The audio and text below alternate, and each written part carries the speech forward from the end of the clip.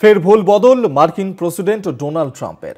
ঘরে বাইরে চাপে পড়ে অবশেষে ভারতের মান ভাঙাতে উদ্যোগী হয়েছেন ডোনাল্ড ট্রাম্প এবং মার্কিন প্রেসিডেন্ট ডোনাল্ড ট্রাম্প তার এই ভুল বদল, যেখানে ঘরে বাইরে চাপে পড়েছেন ডোনাল্ড ট্রাম্প এবং মার্কিন প্রেসিডেন্ট তারপরেই ভারতের মান ভাঙাতে তিনি উদ্যোগী হয়েছেন। ইতিমধ্যে আমরা দেখেছি যে জন্মদিন ছিল প্রধানমন্ত্রী নরেন্দ্র মোদীর এবং সেই জন্মদিন উপলক্ষে ডোনাল্ড ট্রাম্প তিনি শুভেচ্ছাও জানিয়েছিলেন ভারতের প্রধানমন্ত্রী নরেন্দ্র মোদীকে। আমরা এই নিয়ে আরো বিস্তারিত কথা বলবো। এই মুহূর্তে সরাসরি নিউজ রুম থেকে আমাদের সঙ্গে রয়েছেন আমাদের প্রতিনিধি দুর্গাদাস বন্দ্যোপাধ্যায়। দুর্গাদা, ইতিমধ্যেই আমরা যে ছবি দেখছিলাম ভারত এবং আমেরিকার সম্পর্ক সে কিছুটা হলেও তলানিতে গিয়েছিল, কিন্তু কোথাও গিয়ে আবার মার্কিন প্রেসিডেন্ট তিনি চাপের মুখে পড়ে ভারতের মান ভাঙাতে সচেষ্ট হচ্ছেন, কি কারণ?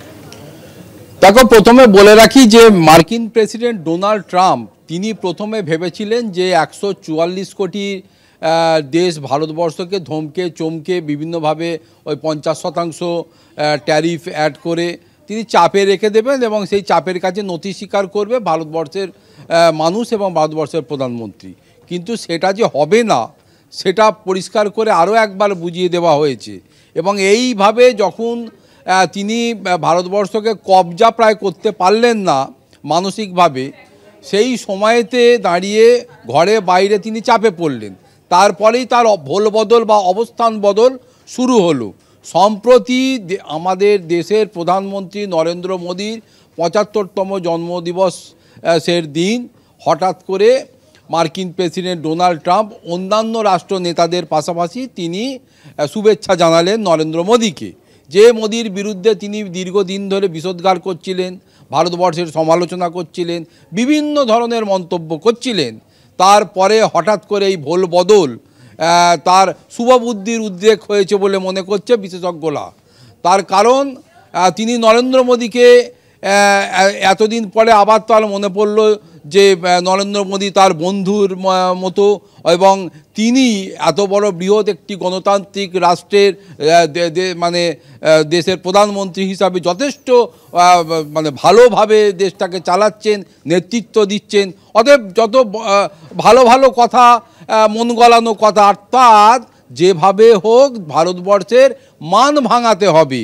আর সেই উদ্যোগটা এমন একটা সময়তে তিনি নিলেন, এই নরেন্দ্র মোদীকে শুভেচ্ছা বার্তা পাঠিয়ে তাকে ভালো ভালো কথা বলে তার মন গলাবার চেষ্টা করলেন।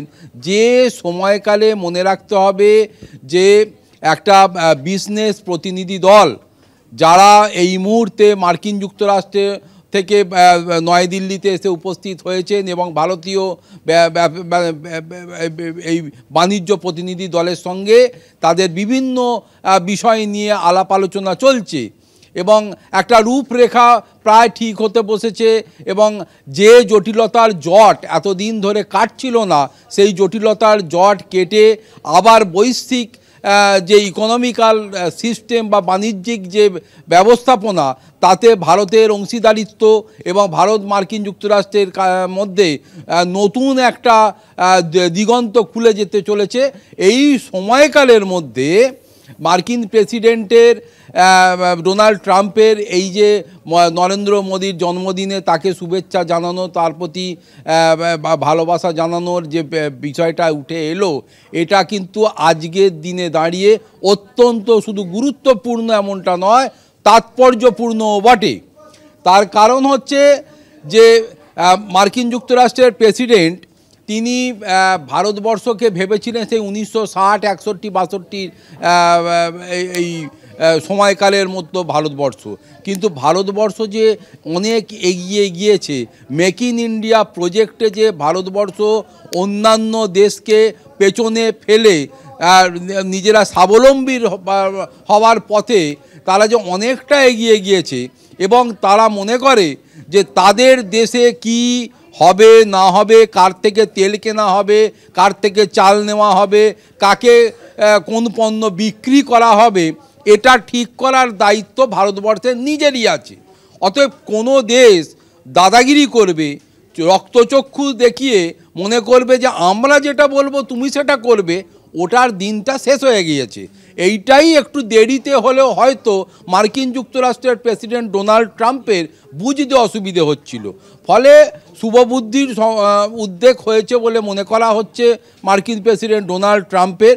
এবং তিনি আরও একটা বড় বিষয় বলেছেন যে এটা ধন্যবাদ জানিয়েছেন মার্কিন প্রেসিডেন্ট ডোনাল্ড ট্রাম্প ভারতের প্রধানমন্ত্রী নরেন্দ্র মোদীকে। তিনি বলেছেন যে এই যে দীর্ঘদিন ধরে রাশিয়ার সঙ্গে ইউক্রেনের যুদ্ধ হচ্ছিল, সেই যুদ্ধ বন্ধের জন্যে ভারতবর্ষের যে ভূমিকা এবং ডোনাল্ড ট্রাম্প যে এই যুদ্ধ বন্ধ করার জন্য সচেষ্ট হয়েছেন, তাকে যে সমর্থন জানিয়েছেন প্রধানমন্ত্রী নরেন্দ্র মোদী বা ভারতবর্ষ, তার জন্য তিনি কৃতজ্ঞতাও প্রকাশ করেছেন। প্রকাশ তো করতেই হবে, তার কারণ বৈশ্বিক যে বিশ্বব্যাপী যে রাজনীতির অঙ্গন তৈরি হয়েছে, সেখানে ভারতবর্ষকে বাদ দিয়ে কোনো কিছু করা যাবে না।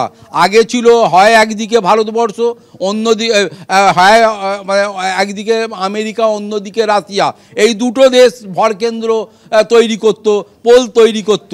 সেই জায়গায় দাঁড়িয়ে ভারতবর্ষও যে একটা গুরুত্বপূর্ণ জায়গায় উঠে এসেছে, সেটা কিন্তু বুঝতে শিখেছে আমেরিকা।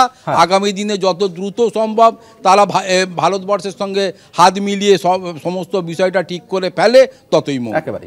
আপাতত ধন্যবাদ। দুর্গাদাস বন্দ্যোপাধ্যায় সরাসরি আমাদের সঙ্গে ছিলেন, প্রতিনিধি নিউজ রুম থেকে।